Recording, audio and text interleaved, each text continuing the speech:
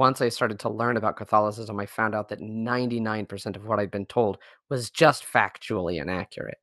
It's not even that it was a different interpretation of facts that you could support. It was just not the case. That's what you find out as a Protestant learning about Catholicism, that you knew so much that just wasn't so. It's not about your personal preferences anymore. There comes a point where you realize it doesn't matter what I want. It doesn't matter what my preference is. This is what's right. And all I'm being asked is to submit to the will of God. Hello, everyone, and welcome to the Catholic Truth Podcast, where we teach and preach the Catholic faith that comes down over 2,000 years from Jesus and the apostles. And today, and many days, we share testimonies and conversions, amazing conversions of people who have hated the Catholic Church, who were open to the Catholic Church, indifferent to the Catholic Church, and somehow all found their way to Catholicism. And today we have a Matthew Wiseman with us, and he's going to be sharing his story and his book, The Two Jerusalems. He actually came from Protestantism to Messianic Judaism to Catholicism. And Matthew is a scholar and a teacher living in San Antonio, Texas, with his wife and 3 children. And he's an Old Testament scholar. That's what his PhD is in, his research and writing focus on biblical poetry, St. John Henry Newman, scripture, the development of doctrine, and more. So I'm super excited to have Matthew with us today. Matthew, thank you for joining us. Thank you so much for having me. You wrote the book, The Two Jerusalems, and it's your conversion story. Two Yes. Jerusalems, my conversion from the Messianic movement to the Catholic Church. You can get it at Ignatius Press, Amazon, and other areas, so look it up online. Highly recommended. Looking forward to hearing your story today. It's quite a journey for how you got from here to there, from point A to point B. So yeah, go for it. Tell us all about it. It is absolutely a wild story. But I grew up Southern Baptist. My family was very devout. They took us to church every week and raised us reading the Bible and all that sort of thing. We really got to know Scripture growing up that way, which set us up well for everything that was to come. But the things start to get interesting when I was about 12. My parents wanted to buck the trend of splitting adults and kids up, not just in Sunday school, but even in church. They wanted to keep the family together. Uh, at the time, the direction all of the sort of evangelical churches were going was towards having adults in one service and then children in a children's church. And sometimes even youth would have yet a third service going on.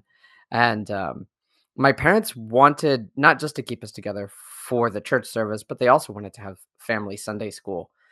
And they couldn't find a Baptist church out in West Texas, where I grew up, that wanted to do that with them. And they eventually got frustrated and decided to start having church at home in order to keep the family together.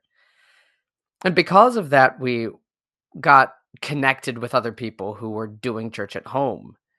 There are many different reasons why people start having church at home. It's not just to keep the family together. And some of the people that we connected with were doing it because they were part of a movement called the Hebrew Roots movement. They don't have a lot in common. There are a lot of different groups and different ideas. It's very diverse and very decentralized. But the basic thing that they all have in common is that they believe that following Jesus means that you are required to keep the law of Moses in its entirety, more or less literally. Our friends loaned us some DVDs about the Old Testament liturgical calendar, about the cycle of feasts described in Leviticus and Deuteronomy.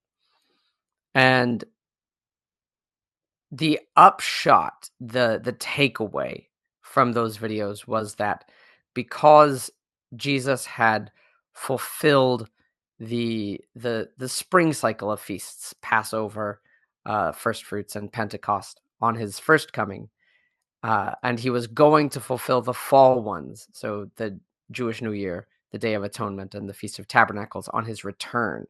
That was this teachers' understanding that we should be observing these feasts in order to be celebrating the life of Jesus and the promise of his second coming. And that was very eye-opening to people who really weren't familiar with the Old Testament that much, weren't familiar with the Law of Moses and Old Testament festivals. One of the things that became really clear was that these commandments weren't isolated from each other, that the whole Law of Moses was an integral whole. And so we very soon began to keep the dietary laws and laws about clothing and laws about ritual purity, and it was this whole snowball effect that started from the feasts and then really became our entire lifestyle. Um, and we got to know other people who are in this movement. There were a lot of small groups of people around West Texas who were meeting and uh, learning about this way of life and learning about this understanding of the gospel that was really um, rather than a radical renewal um, of all of mankind. It was just a renewal of Judaism was sort of the idea.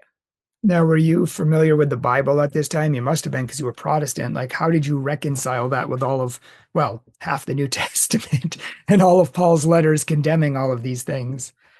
Sure. Uh, so in that we were actually helped by some modern movements in biblical scholarship.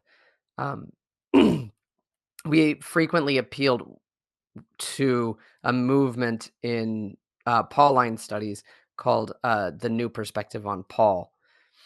Um, in the 1980s, a scholar at Duke named E.P. Sanders began to argue that St. Paul's understanding of the law of Moses was and how it related to this new Jesus movement was that he didn't reject the law of Moses entirely.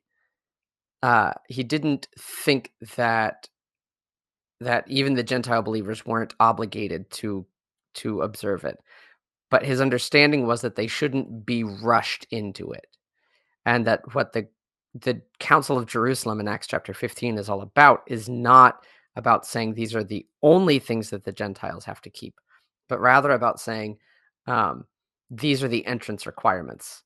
So if you want to get them started, don't rush them into keeping kosher and keeping ritual purity and things like that.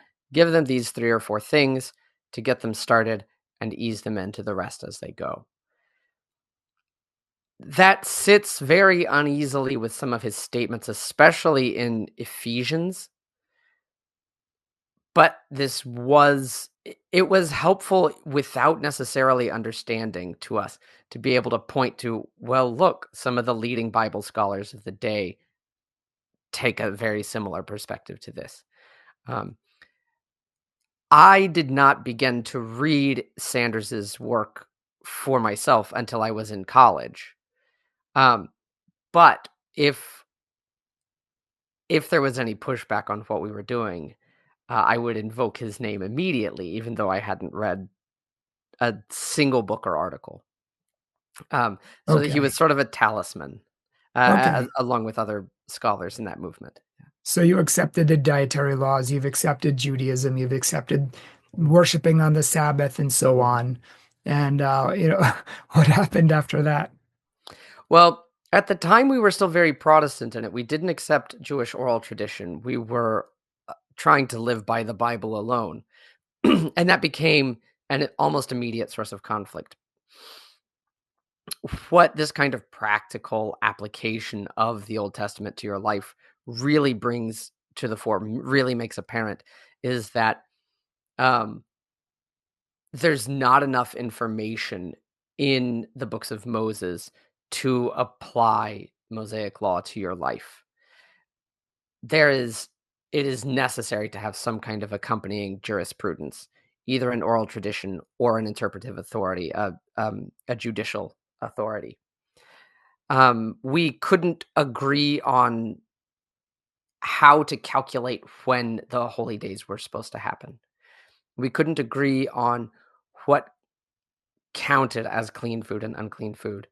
We couldn't agree on how to treat um, cases of ritual impurity in the community.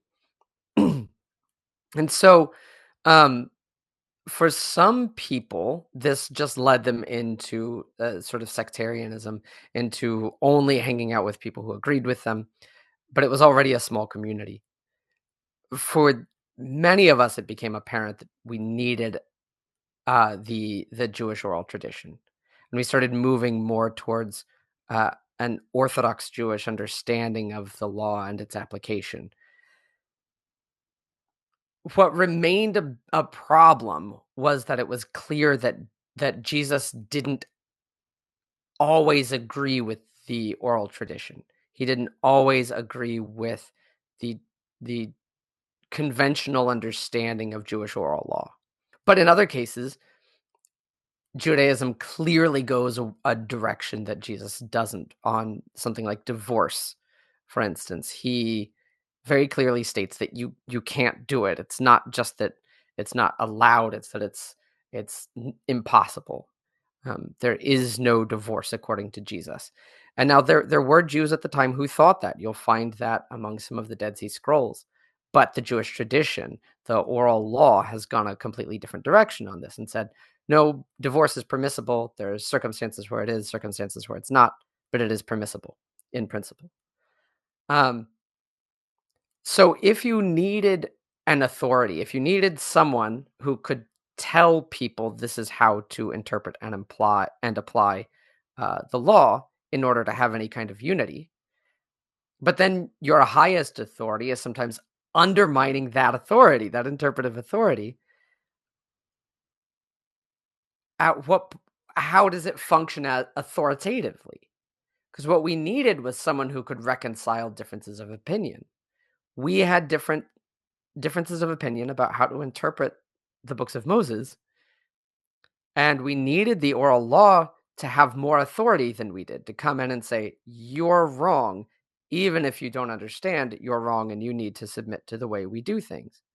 But then we had a conflicting authority because we also had Jesus. So this was a very difficult kind of tension. There didn't seem to be any way of reconciling it. What often happened is that uh, other messianics that we knew followed the oral tradition, even in places where it seemed to disagree with Jesus' take on legal issues. But then my objection was, well, then in what sense is Jesus our rabbi? If we're going to allow the consensus view to override him, but he's supposed to be the ultimate interpreter of the Torah, then we're not treating him we're not acting like we believe what we say we believe about him. So that was a tension that lasted all throughout my college years. I went off to Baylor to study linguistics. I was originally a double major. I majored in linguistics and biblical languages. There were a couple of things that really undermined my worldview while I was at university. The first one was our we had a required Bible class, Christian scriptures, and then we had a required church history class, uh, Christian heritage.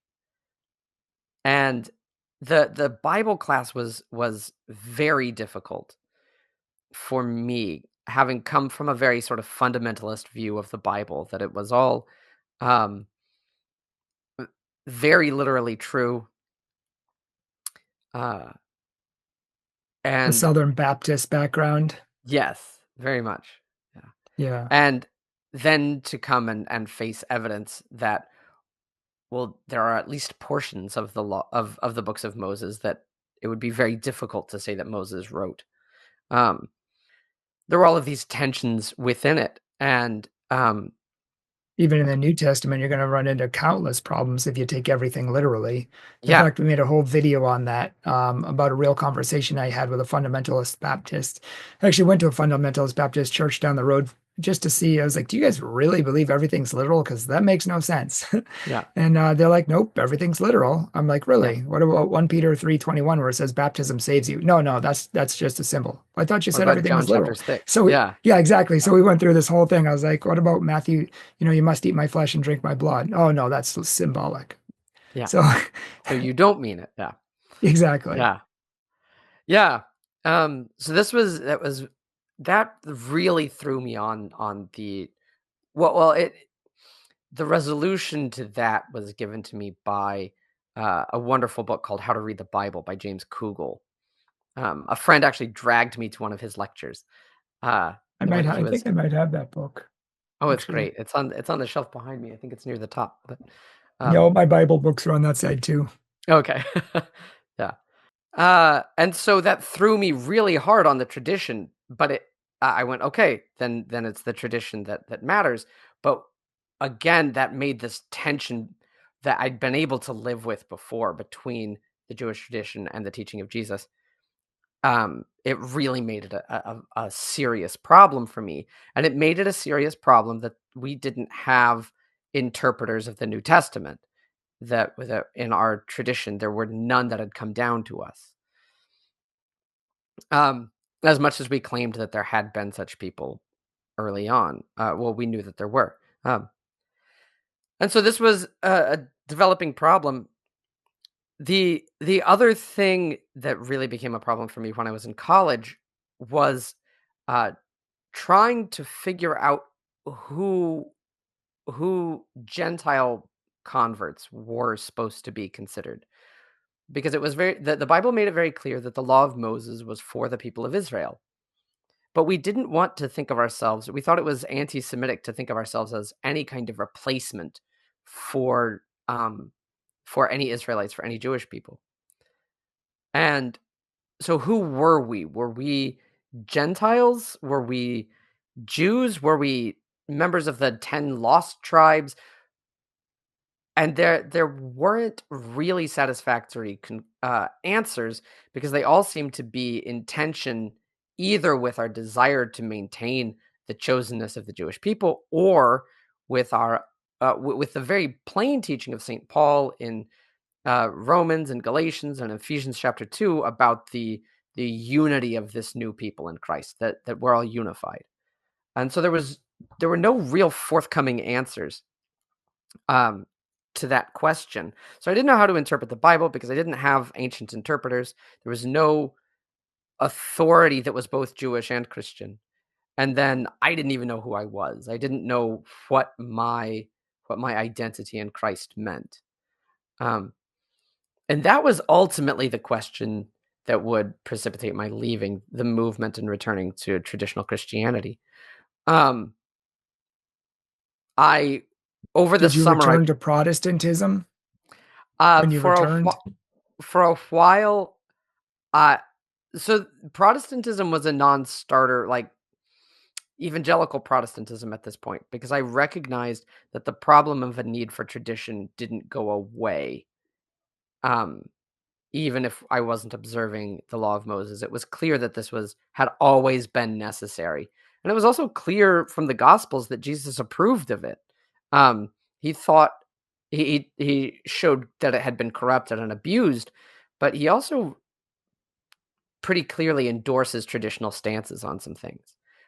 I also And would so add too that I think you came to the conclusion that I mean, you already know you needed it based on these things you're saying, but based on the total and complete inability for anyone to agree with each other based on the Bible alone shows that you need some sort of interpretive lens to help you understand what has always been believed.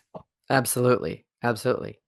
So, um, I went home before my senior year for the summer, and the the what I considered the sort of best and brightest of the Messianic movement at the time, um, from an organization called First Fruits of Zion, came to our synagogue, and they gave a presentation on their solution to this problem, because this problem of identity was the big topic of discussion in the movement at the time. And their idea was called the divine invitation. And what they presented was this idea that it was incumbent upon Jewish believers in Jesus to keep the law of Moses, but that Gentile converts were only invited to. They could if they wanted to, but they were not required to. And I immediately went, that runs completely afoul of St. Paul's teaching on the unity of these two peoples, on the breaking down of the dividing wall.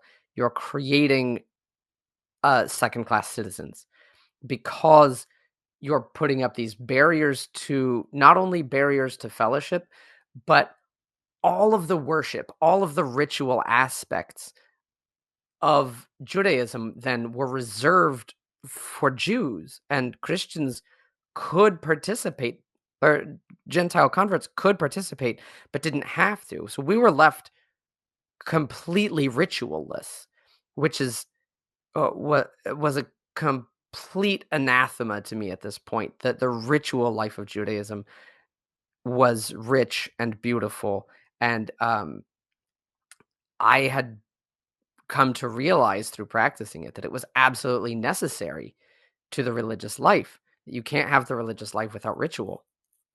And so we, on the drive home from that with my parents, we talked about it a little bit, and I said, I can't do this anymore. If that's the best answer that we've come up with, if that's the answer of our best and brightest, then we don't have an answer, because that's a non-starter. And so I took off my yarmulke, and I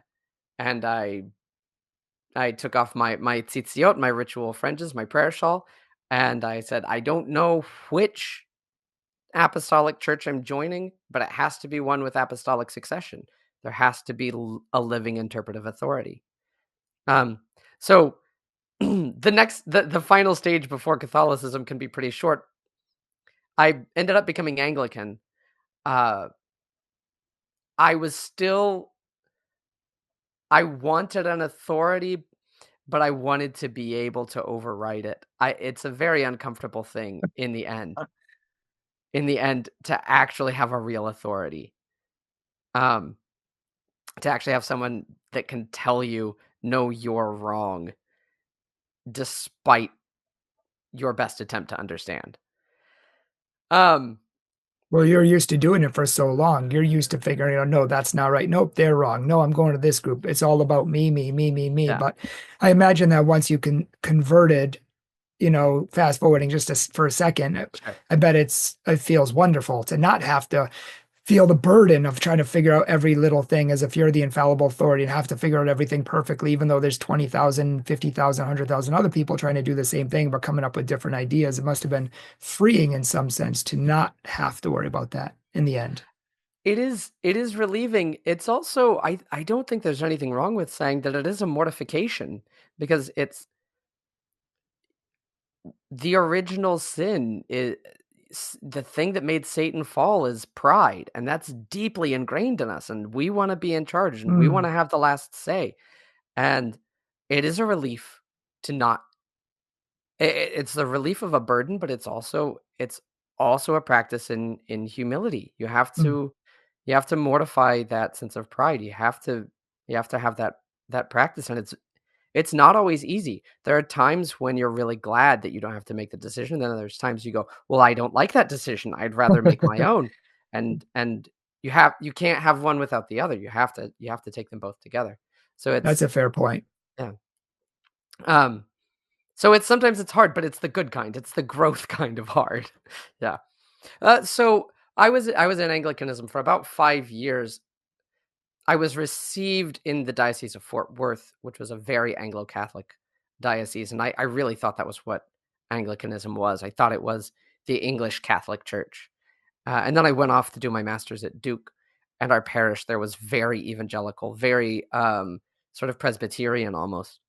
And I really started to pull back from Anglicanism almost from the moment of arrival, when I went, oh, this isn't what I thought this was. And I watched as our communion, it was in the middle of breaking up. It was in the middle of a collapse at the time. And I watched that happen, and I went, okay, I the the part of me that wants to have the final say is the part of all of us that's causing this split, that's causing this corruption and this breaking apart. And the only way that we don't have that, I was reading St. John Henry Newman as well at the time. I started to read the essay on development, and he makes this exact point that you can, if you don't have a pope, if you don't have one person who is where the buck stops, you either can have a hollow unity where you stay together but you don't believe any of the same things, or you can split into 1,000 denominations and run afoul of Christ's high priestly prayer, where he prays that they may be one as I and the Father are one.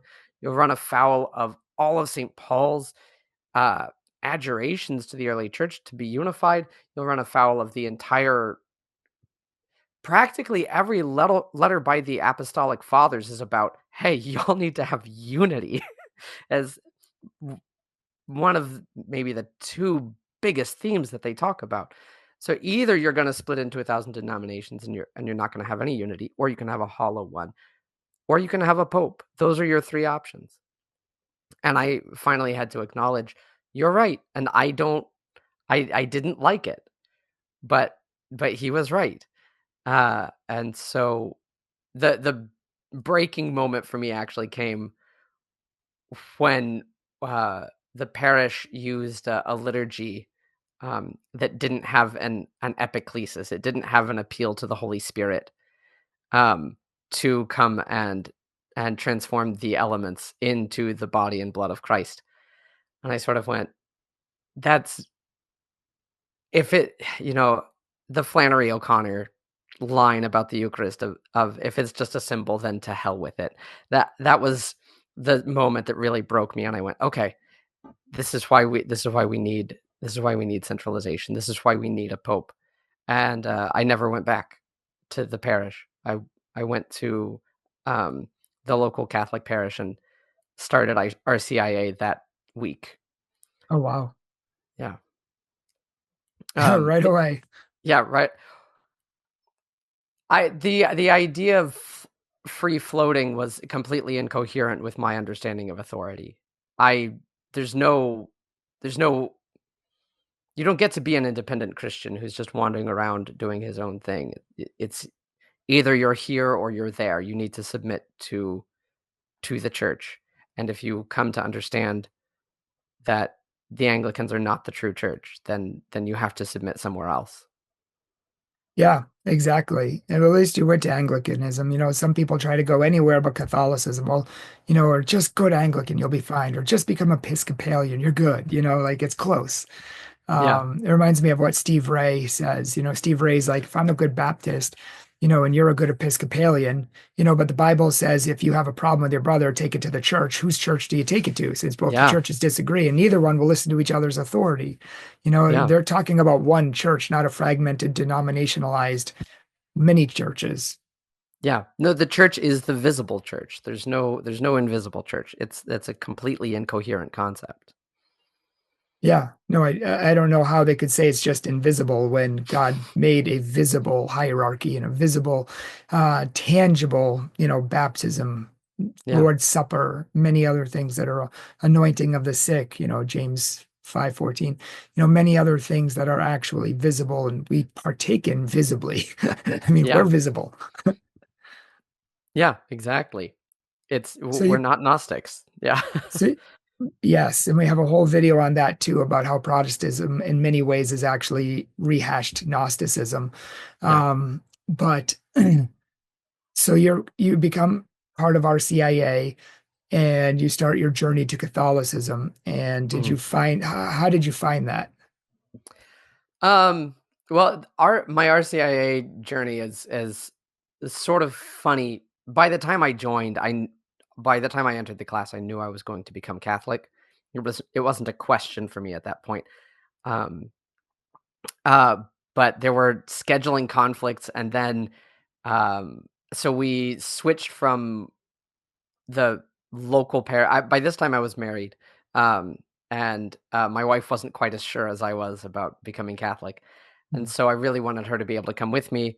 But she's a private violin teacher, so she works evenings, so it was really complicated to find a time that worked, and we ended up uh, not being able to finish RCIA before we moved to Scotland for my PhD. And uh, so once I was in RCIA, like I said, I already knew that I had to be Catholic. Um, But it just took longer than It just expected. yeah, it took about 2 years because of these sort of interruptions and things. And yeah, so in the end, we were received after that second we had to start RCIA over when we got to Scotland, and then, Okay. It's and funny, I we were just got a received comment eventually. yesterday. Someone commented, said, "Hey, we love what you do. We're watching you from Scotland." Oh, nice. Yeah. Yeah. Yeah. That's cool. Yeah, so we were my wife and I were received together in St. Andrews, and what was that? 7 years ago now. Wow. And how was Yeah. that? Oh, it was awesome. I there was no for me, there was no sort of profound, like, the heavens opening moment like you hear in a lot of, conversion stories. It was, um but I kind of appreciate that. It wasn't like there was no subjectivity about it. There was no, "This is you're having this great experience." It was, "No, this is what you have to do. This is where you have to be. This is what's being asked of you, and you need to go through with it if the experience follows or not." This is something that my wife and I have talked about since a number of times. There's a striking difference that we've noticed when we hear Protestants talking about why they change from one denomination to another, and when we hear stories about why people become Catholic. And this was true for us as well. That when you move from one denomination to another, you say, "This is why I decided to become Presbyterian or Baptist or Anglican." And when you become Catholic, the phrase that nearly everyone uses is, "That's when I realized I had to be Catholic." And it's a slight difference in wording, but there's a profound difference because it's not about your personal preferences anymore. There comes a point where you realize it doesn't matter what I want. It doesn't matter what my preference is. This is what's right. And all I'm being asked is to submit to the will of God. I'm not being asked if I like it. No one cares. And that I really appreciate because in my experience of the Christian life since childhood, there's always been days when I didn't like what I was doing, and that remains the case now. There are days when I don't like it, and that's just not important. No, very good points. Very good points. And I've heard that from converts too. That's when I realized I had to be Catholic, or, I wanted to be Catholic, or Catholic was the right thing, is the true church. It's like many of these people did not want to be Catholic in the beginning because they Yeah, were taught to hate the Catholic Church. They were taught that it was evil from the devil, the whore of Babylon. But then when they studied pagan. it, they realized it's all false. They've been lied to for so many decades. And now it's Catholicism. Yeah, That's what we have to do. That's the true church. And as opposed to, well, I wasn't feeling fed, so I personally didn't like this church, so I went to another one. But yep, I wasn't feeling fed there either, so I went to about six more, and it's all right, about how we feel rather than what's right. true. Yeah, yeah, absolutely. I really wanna tag on to one of the things that you said where that everything you thought you knew about Catholicism wasn't true. And that's the thing that I really explain to people is that once I started to learn about Catholicism, I found out that 99% of what I'd been told was just factually inaccurate. It's not even that it was a different interpretation of facts that you could support. It was just not the case. Um was it who was it? Reagan, I think, who said that the problem with our liberal friends is not that they're wrong, but that they know so many things that aren't so. Um, that's what you find out as a Protestant learning about Catholicism, that you knew so much that just wasn't so. The That was one of the big revelations from my church history class at Baylor was it was being taught by a Protestant, but he was an honest enough historian that I would come to him with my, Constantine changed the church to make it pagan sun god worship, and he went, no. He wasn't any particular fan uh, of Catholicism, but he was very clear. He said, no, none of that's the case. Yeah, I know. Some Protestants get mad at me for bringing up these topics sometimes, and I'm like, this is what the majority of Protestants believe. And they're like, no normal-headed thinking numbskull would ever believe that. Like, I'm like, no, this Yeah, is what this is what we hear on a daily basis. And they're like, no, yeah, nobody would believe that. Like there are Protestants who do know history. They're just few and far between, unfortunately. yeah, absolutely. Yeah. So have you, since you've come into the church, have you felt like you're finally home? Have you felt like you've arrived, and have you felt like it has helped you it's helped your relationship with Christ? The really profound thing about it to me was understanding what Christ what Christ's relationship to Moses was. That in Protestantism we'd been told that Jesus came and said, "Yeah, all of that stuff is just abolished. All of that's just gone." And then in the Messianic movement, we had this idea that it was all kept exactly as it had been. Everything was as it was before. And what the Catholic faith brought was this really profound, deep understanding of the relationship. That what Jesus does is not to abolish anything, but to renew everything. That as Protestants we thought only the moral statutes were kept, and they were kept more or less as they were, and that the ritual was done away with. And what you realize if you really pay attention in the Sermon on the Mount is that the moral law is also changed. But it's deepened, and that the ritual is deepened as well, so that it was really true in the Old Testament that ritual was mere symbol, that it was symbolic, pointing to something real that was not fully present. It was present in some sense, but not fully present in the ritual. And that in the New Testament, the reality was fully present in the ritual itself. That baptism isn't a symbol of death and rebirth, it's a real rebirth. Uh, that communion, the Eucharist, is not a symbol of what Christ did for us. It is what Christ did for us. It is the sacrifice itself. And that means that the ritual life is the life of Christ. When you live out the Catholic life, it really is deeply ontologically connected to Jesus himself as God incarnate.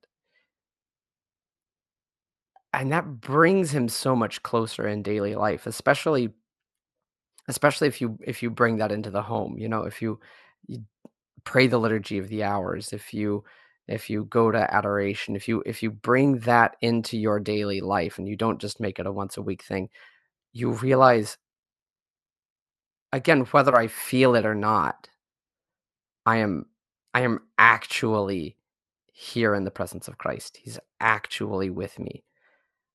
And that's a again, to me, that's more important than the feeling of closeness. Um, it does change you, especially daily mass changes you if you can make it. But I I don't like to focus on the feeling, because the feeling comes and the feeling goes, but the reality is there. And that's what's so wonderful about the faith and about the sacraments, is that they're they're the reality. And maybe you feel it, and sometimes you will, and it's wonderful, and sometimes you won't, and that doesn't change anything. No, 100%. And that's some of the biggest lessons that I've learned in my life is Christ is still there even when you don't feel it. Ups and downs, even in marriage. You're going to Yeah, feel it so high, You'll feel like you're in heaven. You'll sometimes it'll be so low, you feel like you should never have married this person. Like that's what Yeah. Bishop Fulton Sheen said. But she's like, it doesn't matter, because the highs remind us that we're meant for heaven, and the lows remind us that we're meant for heaven.